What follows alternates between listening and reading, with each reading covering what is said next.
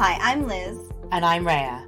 Welcome to Karma's My Bitch, a podcast about love, sex, connection, abundance, joy, purpose, peace, and how life isn't simply the stories we tell ourselves.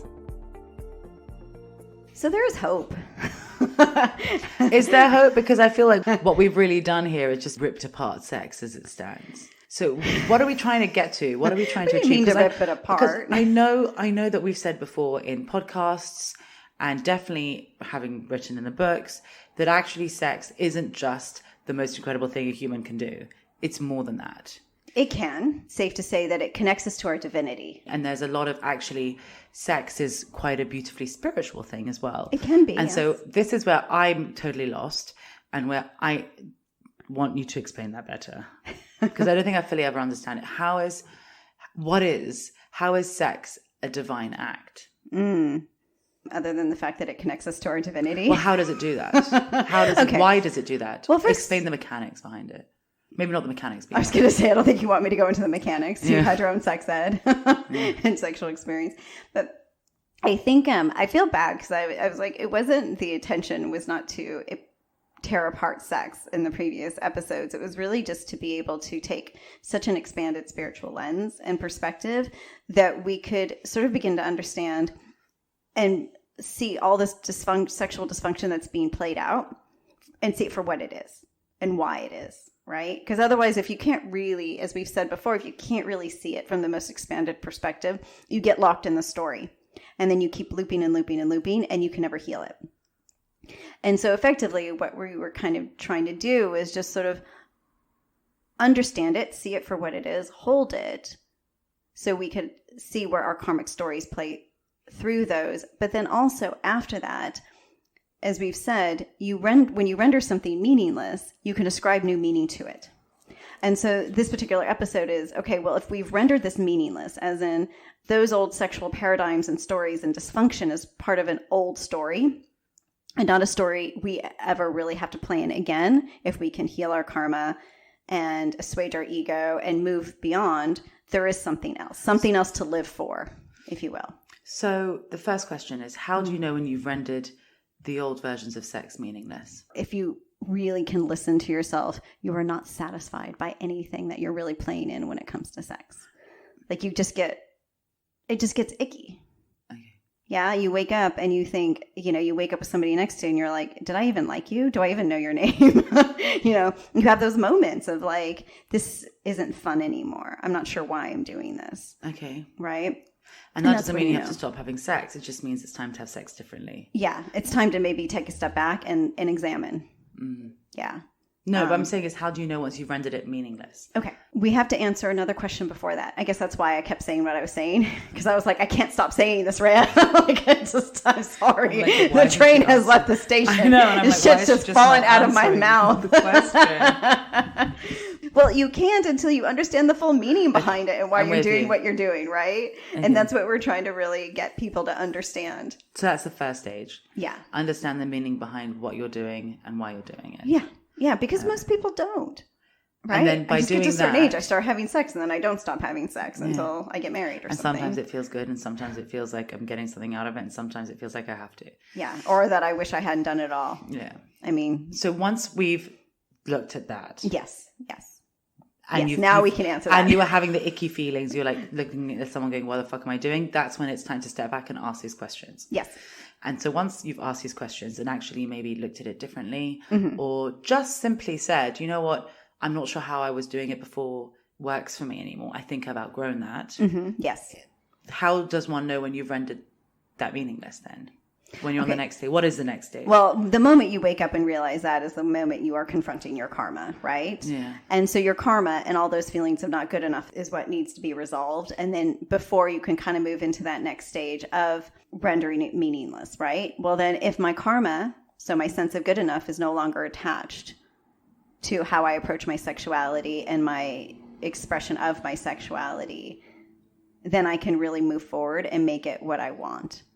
So it's healing your karma that renders it meaningless and killing your ego. So when you've rendered something meaningless, then it's time to ascribe new meaning, right? Yeah. And you can only do that once you're out of your karma and you've killed your ego because you can't have anything informing that. Yeah. Right. Oh, well, now aside the sex. from your desires. Yeah. So I'm only going to have sex with the person I marry because I'm tired of like sleeping around. Well, that's still your karma telling you what to do. That's still your ego trying to keep you safe. And within a prescribed identity. Exactly. Yeah. Exactly. So actually, is creating new meaning to it almost keeping it meaningless? In this instance, in that it can mean something different in every moment. Yeah. And it's as fluid as I am.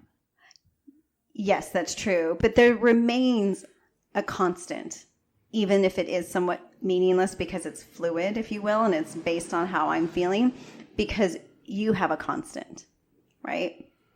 And that has to do with your happiness baseline. So as we've said, you know, where you are at in relationship to yourself will often be expressed in your relationship to sex. Yeah. Because if you are willing to listen to yourself and just follow it, then everything is a lot more free. Yeah. So your relationship to sex will be a lot more free. Exactly. So if you're feeling okay, sex may not be that great. It's okay. Some might be, some might not be. Yeah, otherwise, you know, it could be that you're feeling kind of meh over something and somehow sex just kind of liberates you in that moment and takes you out of your head. And that's amazing too. I mean, that's... To answer your question, like, how can sex be spiritual? Well, it's like that because it connects you to all of your bodies. And that's what brings you to consciousness. The weird thing is that, weirdly enough, because I was like, really, of all fucking words. So, like, hope, as we've defined, episode 9, season 1, hope is an expression of our true heart's desires. And as we've said, how can you really know what you desire while you're in your karma and you have your ego and you hold fear, right? Because everything's informing. You can't really know. It's not about what you want or need, right? Once you're out of your karma and you've killed your ego and you're not in fear, it's not about any of that. It's just what you desire. Exactly. And those desires have remained suppressed and repressed and hidden away in order to give room for your karma, right? So once that karmic story is effectively done, you can turn back to hope and say, well, this is really what I want now. This is what I desire. And as you've experienced, and this is the power of sex and what sex can also do for us, is when we're really connected to our truest heart's desires. And it's not just sexually, but I'm just going to give that example of when you are so sexually charged and turned on, and I don't mean like a fucking rabbit where all you can think about is sex, but when you are so in touch with that desire, you become unstoppable, don't you? You start to touch upon this power within that makes it seem as if you are limitless. I'm like listening. I'm like, so what you most desire, it just creates this ripple effect throughout our lives when we're on that level of existing from that space of desire. I am so turned on that I am bigger than my body. I reach beyond my body. My senses are beyond my body. Okay. So it's funny, like if you think about it, like at the beginning of a seduction, one touch can be so much bigger than one touch, right? Whereas as the seduction continues, that one touch becomes less and less potent. So really that moment of being so turned on and so clear in your desire does make you feel bigger than your body. And in some ways, feeling that power is power. It is your power. It is magic. It is what allows you to connect to something bigger than you. And I know that in the next season, we're going to be talking about magic a little bit more. So looking forward to that. But it does allow something magical to begin. And whilst it's the easiest to understand it through that sexual desire, yes, it applies to every desire. It does. So that feeling of, oh my God, I want this so much, but like from just such a, it's coming out of my body way, you could feel that way about anything. Yeah. The simplest way for us to understand, because it's such a human desire. Yeah. That it does allow us to connect to all of our other desires. It just, that's how it happens. It just reaches out and permeates. And so if you can think about how you feel when you are extremely turned on, it's that feeling that we're talking about when it comes to magic. It's that feeling that we're talking about when it comes to creating your desires. But we can just understand it so much better through sex because we've been socialized to accept that that exists through sex. The beauty of what we're saying is that it can exist through everything. And so it's basically like you're having that amazing turned on feeling, writing a book, taking a shower, anything. But because hope is a function of our true heart's desires, we also need to be fully conscious beings. And I don't even mean the higher consciousness bit. I just mean fully conscious. Well, if you think about what I was just saying about being bigger than your body, it does involve your physical, emotional, and mental bodies to feel that. So it would naturally make sense that you'd have to be conscious in order to access your desires in that way. Yeah. Because you're not just feeling them physically, but you're feeling them emotionally and mentally at the same time. And that's what allows you to be a holistic being. Because without it, I mean, you're only operating, yes, you could be operating from a purely physical space with sex, but that's not going to be the more expanded. And that's not going to make you feel super, super, super turned on in that way I've described. No, it's not. It's just enough. It's just that kind of quick fix. I'm horny. I mean, that's kind of how that works. But that's never going to fully satisfy. So I have a question. You know how like different people will magic in different ways, I assume? Are there some people who are naturally better to magic through sex, or they're different to magic through different things? Yes. So like, for example, with me explaining that turned on language is very natural to me. Yes. Would there be someone else who maybe wouldn't connect to it in that way because there'll be a different way for them to? Oh, absolutely. Yeah, for sure. I thought you were going to tell more. I am going to. I'm just I'm waiting for that space to pause. Oh yeah, so no, I I'm can done. like hear, like, and then it pauses. And You smiled before, so I guess I asked the right well, question. no, because there's a sort of sexual manifestation practice out there, right? Think about what you want while you orgasm, or when you're having sex, or I mean, I think some even argue it's even possible during masturbation, which is like way less effective. But is that all true? Yeah, it's true to an extent. Again, this is but that's a very limited practice, right? Because doing that doesn't necessarily speak to how conscious you are.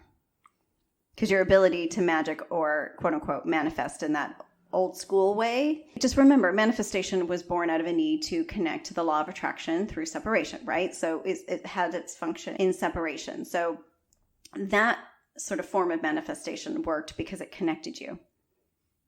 It used life source and sexual power, which is also creator power. Okay. Which is why it's so potent. Okay. Will it continue to work in 5D? No, it's another practice that will also go by the wayside because 5D demands that you are connected to you. You are your own power source. Okay. So anything that must be for you has to come through you. Okay. Well, just imagine truly conscious beings having sex and engaging in sex. It's like, I mean, that's pretty mind-blowing. I mean, it's not like we've ever really experienced divine sex. Okay, so what's divine sex? So divine sex is how we bring the divine into everyday life. I don't understand. We have divine sex and then the divine is in everyday life. It is or is how divine we experience. Sex just another way of if the divine is in everyday life, that means we're also having divine sex. It's how we experience the divine while we are in human form. Specifically divine sex. Yes. Okay. I mean, it's not the only way to experience the divine in human form, but as you had said before, with desire, it is the simplest way to do so while we are in human body. Okay, so basically all the spiritual stuff that say, be chaste and do not use your sexual desires. That's not spiritual, that was religion. Yeah, that's not true. No, not at all. Okay. Again, that was just one of the main tent poles, just telling you how to give up your power so that they can control and... So once we're having divine sex, we can then infuse our whole lives with divine as a result. Yeah. So like just as if some people swear by meditating every day and they feel like the divine is in their whole lives as a result. And they feel peace everywhere they go and all the time. So we can do it's it through the same sex or meditation. Precisely. And what's more fun? Yeah. You tell me. Well, I mean, someone might disagree with me. True. But obviously meditation. I was like, what? I mean, you literally got whiplash. I was like, what? That's not what you were going to say, was it? But why is that? Why is that? Well, it's B2. Oh, because well, first of all, the divine is all joy, happiness, bliss, etc. But where does that come from? It's because, etc. Yeah, etc. That stuff that we talk about in other seasons. But it's because life force is a power generator for us, right? And so the more divine sex we experience, the greater our life force. So is that the life force, that feeling of being bigger than our bodies? No, that sounds good. And you can almost seem like it, but it's why we are alive. It is what literally sources us. Okay. So the greater our life force, the more power we have. And so the more power we have, the more creator energy we have. The more creator energy we have, the deeper our purpose can become. So it's huge. I mean, it's huge. And is that the only way to get more life force is through divine sex? No, it's just the most accessible.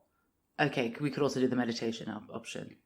Well, and it has to be a certain type of meditation, by the way. Like, it can't just be any type of meditation. But is it that life force channeled from our spiritual body then?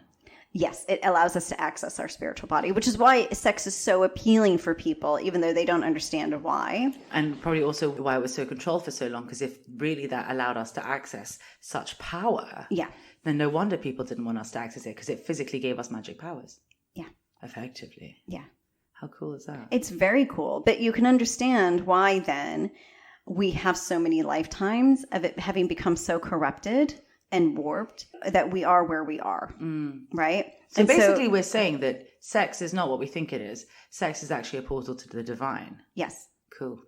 But we cannot access that portal fully and see it for what it is until we heal all the ways in which we have destroyed it.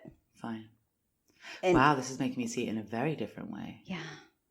I mean, this is huge, right? It's even bigger, but we cannot get to or even grasp even a minor portion of what this idea really means until we can really confront all the sexual dysfunction, which is why we had 2 episodes about it. Question, can you have divine sex alone? No. And does it have to be with another being of higher consciousness? Yes. And it's not even about being with like one person of higher consciousness. It can be more, right? It doesn't matter the number of people we are with at any given time sexually. It is all about our consciousness. So I've got a question. How does one know they're in higher consciousness? Okay, well, to be fully conscious, you are connected and wholly healed in your physical, mental, and emotional bodies, right? So the spiritual body comes in once we have effectively killed our karma, killed our fear, and our ego. You kill some of your karma and your fear and your ego when you're becoming conscious. So it's not like... Yeah, no, it's not as if you become conscious and then you have to do all these things. You're naturally doing them anyway. Yes. You just finish the job. Yeah, you just finish the job. Yeah, because you just recognize there's really no need anymore. Because once you're fearless, you think, well, wait, maybe my ego isn't serving me the way I thought it was, right? And so, yeah, you've already successfully killed enough or done away with enough by the time you've got there. But it's the ego that holds on the longest.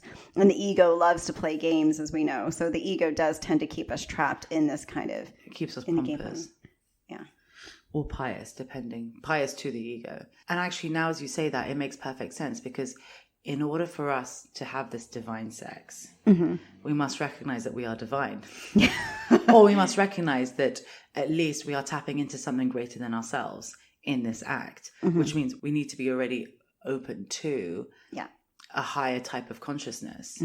And whilst we may not be fully in it until we are karmaless, fearless, and egoless, we can still have an understanding of that spiritual body before. So this, I'm not just, we're not speaking to the tiny 0.01% of the population here. No, not at all. We are saying generally, like, because as I would say, having this kind of, let's say, even precursor divine sex, so just sex from a more divine place. A conscious place. Even a conscious place, actually moves you through all your karma, your ego, and your fear quicker. It does. Because I guess for the same reason is that it's getting us to that same goal, right? It is. It is. And again, and that's why sex is so powerful and so meaningful in that way, right? It can serve many functions and different meanings depending on where we're at.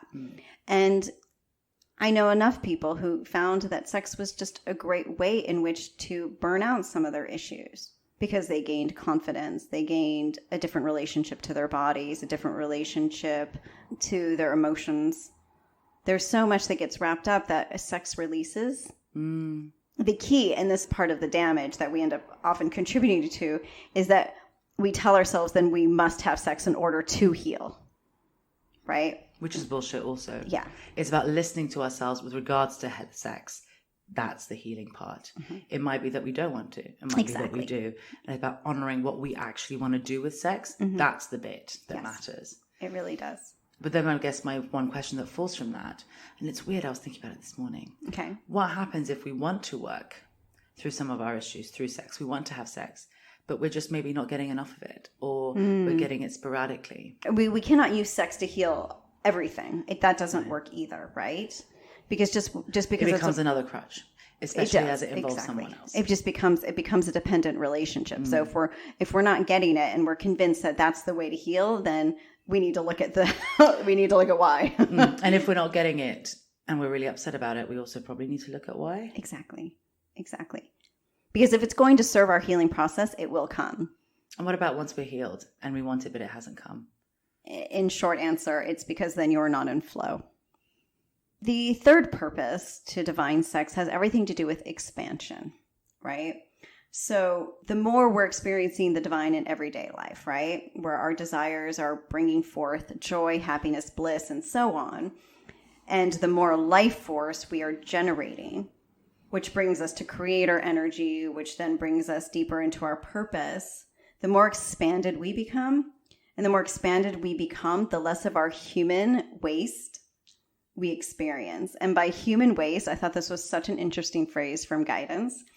It's all the shit we experience as a function of being in human body. Like what?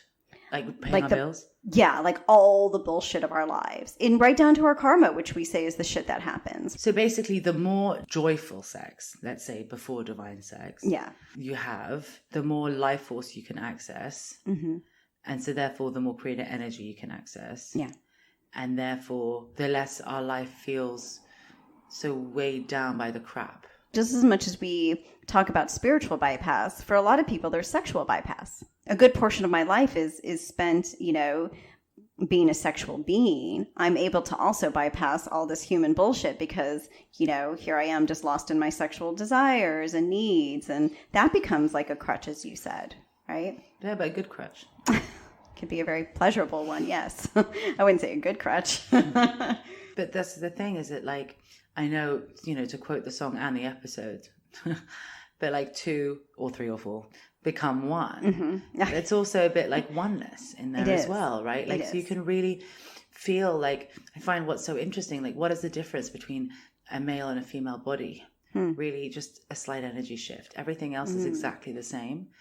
And you start really seeing how we're all... I remember being on a nude beach once. I wasn't actually nude, which now, to be honest, I just didn't want to burn in places that hadn't ever seen the sun before. But I remember looking around and thinking, wow, we're all just one body. Mm-hmm. We're all the same. Yeah. Some are bigger, smaller. Really, it's not a big deal. Mm-hmm. Some men had boobs and some women had none. We are all one body. Yeah. And I feel like when we are in that space of joining with others, we stop being about the individual and we start being about the group of individuals that make up a collective. Yeah. And that's quite special because I guess the more of that we have, the more we can shine our light, right? Absolutely. I've made a leap that I don't understand, but I know it. But oneness and spirit is going to be a leap. Divine sex is going to be quite a leap if we can't even just have like whole healed sex. Fine. Right? Between whole healed beings who just kind of maybe respect each other and maybe kind of like each other, but it's not about more than that. And that's okay. What happens then when you put love into the mix? Because obviously so that's where you have the divine sex. So we were talking about getting to divine sex and the purpose of divine sex, right? And now it's love. So shining your light, which is where the oneness is, etc. And the love, that's where you reach divine sex. So love is what moves sex into the realm of the unknown. Okay, and now I'm confused. We think we know sex and then we don't. Oh, so basically it's once we bring love into sex, real love as in shining our light for others to see love into sex, it becomes something we've never experienced before. Exactly. Like 5D, because we don't know what 5D looks like in human form, do we? We've never experimented with that since we've never really been divine loving beings before. Shiny happy people. Exactly, the shiny happy people that we're supposed to be or that we are. It just remains to be seen and discovered. And I think that's really cool. Does anyone know on this planet yet? I think anyone who's in higher consciousness will have sought to experience it. But okay. No. And I say that with great humility because I think most So if you're really looking at who are the higher conscious individuals, right? You either have really young generations of people, maybe they're just starting to have sex, but it's a little confusing and weird. You have these body parts, etc. You haven't been embodied. What sex even is, yeah. Exactly. But then you have older generations who might have required burning out their bullshit and stuff. So they could still be, while very open and loving, there could also be a sort of wiring in there. Right? How do you rewire then? Practice. Literally rewire. Literally rewire. Okay. So the more you experience something, the more normal it becomes. So exactly. As I like to term, experience makes normal. Yeah. So experience makes normal, right? Which means maybe you just need to go out and have a ton of sex. I don't know. Or it's also humility. It's also, and it goes back to the previous episode where we said, if you can't be honest about where you're at sexually, either your sexual history, your sexual desires, who you are as a sexual being, as in terms of what you want. I mean, what you want isn't necessarily about desire either, right? It could be, I'm not really interested in bringing in a threesome or having an open relationship, but the person I want seems to really want to go in that direction. I mean, we're going to be confronting so many things because we do not know who we are as sexual beings, really. We only know who we were told to be and how we were told to behave. And so we're constantly reacting and responding to those structures rather than making new choices. Exactly. Yeah. So it's going to be different for every individual. Yeah. Yeah. And we just don't know what that's going to look like fully. But however it will be manifested in this reality for each individual, it's going to be their highest expression. What does that mean? Their highest expression is their most divine expression, as in where they operate vibrationally, which is a frequency. And generally for a highly sensitive being, they're not going to necessarily want multiple partners because they're going to feel so sensitive and in tune with who they're with. It's going to be difficult for them to constantly switch, which means it might seem like they'll mate for life, which is not necessarily going to be that easy when they realize that a lot of people just want to be in flow. So it's going to get a little weird as people figure it out. The point of being in body is to be in body fully. Right?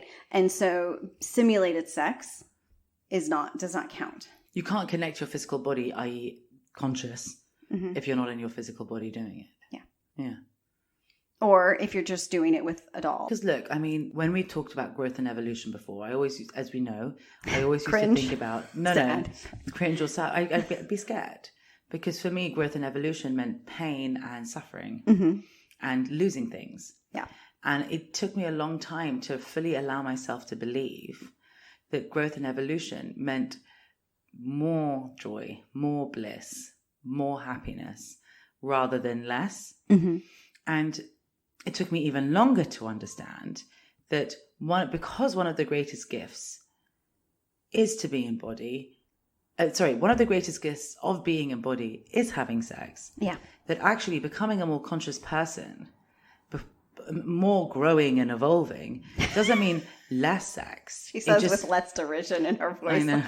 But you know what I mean? Yes. It doesn't mean less sex at all. It actually means better sex, different sex. Because as we grow and are able to hold more potential, more possibility, more joy, more happiness, more everything, then the acts that we take part in have to have more joy, more potential, more et cetera, which means that as we grow, so does sex. Yes. And the thing is that so sex is an essential component to this because it is a fundamental part of being and thriving as a human. It totally is. Otherwise, I always say the joke is how can I hate my body when it gives me so much pleasure? Yeah. How can, there's got to be pleasure in this life. Otherwise, really, there is no point. No, absolutely not. And that was always the part and fun of being human was just being able to be in body and experience these things, right? Yeah. So we're not meant to, I don't care who says, being celibate or becoming celibate is the fastest way to the divine. That's bullshit. Yes, maybe for some. Maybe. You know what? I take it back. Maybe for some it worked. Maybe. We'll remain open-minded. Yes. Who am I to say? Fine. Fair. And also, it's not about forcing yourself to have sex when you don't want to. As we said earlier, it's about doing whatever you want to do in regards to it. And what you most desire. But understand that to be in human body makes you a sexual being. and honor that to the best of our ability, whatever that means as well, without allowing the karma or the ego or the fears to influence that. That has damaged us even further, that we don't yet know what it means to be fully healed beings who are going to have sex, right? Yeah, but we're not something to look forward to. But we're not evolving toward becoming sexless beings. That's not the point of becoming spiritual. And that needs to be said, I think, many, many times over, is that the more spiritual you become, the more connected you realize you are, the more connected you want to be, effectively, right? Yeah. Because I mean, like, I feel if I was going to be this kind of spiritual, I don't know, person that just dropped me into my body, let's say, like, what would I think? I kind of think, okay, well, I'm here for this human experience. Yes. So I'm going to squeeze out as much as I can from it. Yeah. And because sex matters so much to humans, this probably is one of the ways in which I'll get it, and I'll learn and evolve through this very kind of human story and experience. Yeah. A. B, it's great fucking fun. Yeah. So why wouldn't I do this rather than go on a hike? Can't see you hiking. I mean, by force. So I guess in some ways, even though sex isn't required for our growth and evolution, as we've said like 1,000 times, it's just more understanding that our relationship to sex is reflecting our relationship to ourselves. Mm-hmm. It's understanding that sex can really be a tool that can help us grow into that evolution, because it teaches us. It moves us through our soul's evolution. Yeah. It does. It makes sense because it teaches us about joy and bliss and harmony. Yeah. All the things that we are evolutioning, evolving toward. Mm-hmm. Yeah. And that's what makes it so magical and so powerful. When you are really in touch with your desires, and admitting it, that's where you stop getting the icky feeling. The relationship we had to our bodies, and all of our bodies will speak to our relationship to sex, right? So as we really approach, so when they talked about how this is something we're going to be looking at and playing in for the next several years, and I don't mean playing in sexual dysfunction, I also just mean seeing it. And having fun in it, maybe. Well, not in the sexual dysfunction. No, having fun in the sex way. Yeah. I mean, and still having sex. This is not all that it's just going to be awful and messy, and this is all we're predicting. The whole point is that... sex is one of the places you can learn through joy. Take advantage, guys. Yes, please. Yeah. I mean, this is not for everyone to always just to go down the messy road. But our point is that if we're going to be having to bear witness to all the sexual dysfunction in all the many ways over the next several years, sexual dissatisfaction is going to be a big thing. And that's going to really be impacting people's view of relationships, people's view of marriage, right? Marriage will survive somehow. The institution itself, as we've known it, will not, because we've already seen it crumble. But it doesn't mean that it won't somehow continue. It just has to be rendered meaningless in order to be ascribed new meaning, right? So in the case of open relationship, open marriages, that's also kind of drawing up a lot of deeply wounded stuff, not just between the masculine and feminine, but that the institution of marriage had kind of just wrought on individuals. So it's going to be interesting. No wonder everyone's dissatisfied in their sexual lives if they are hiding from all their shit. Mm-hmm. Because actually what they're saying is they're dissatisfied from their lives. Yeah. And I mean, I don't know, I've said it a lot of times. I'll probably say it a million times again. For me, sex is a great barometer of how healed you are. Mm-hmm. Can I be in my power? Can I own my desires? Mm-hmm. Can I be present? Can I not care about what happens in the morning, but just be able to enjoy the now? And can I see how none of this has any impact on how good enough I am? Because I already am enough. And this is just another way of me expressing that. Yeah. So if harmony and flow underpin... You're like, okay. No, I think it's great. But I'm like, okay, I feel like there was one more thing to be said, because this is what I'm trying to understand. Yeah. I'm trying really hard to impart this because I think it needs to be said, even if it wasn't in the outline. If harmony and flow underpin 5D, where does sex fit in? Are we just going to be in flow sexually? Are we just going to be sleeping with whomever? Is this a free, as you like to say, a sort of free love concept of we're just going to be free to fuck whomever. And is that what I was curious? I was like, is that really what this looks like? Or what is this concept we have? And the answer is a no. So it could for certain people, right?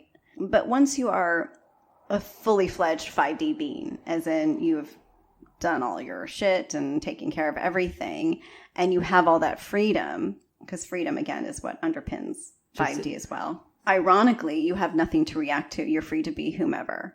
And as a whole person, it is likely that you're not going to want to be having sex with a whole lot of other people. Well, also, you're just going to be a bit more discerning as to who you have sex with. Yeah. Sexual partners may fall by the wayside, but nature abhors a vacuum, so new ones will step in their place.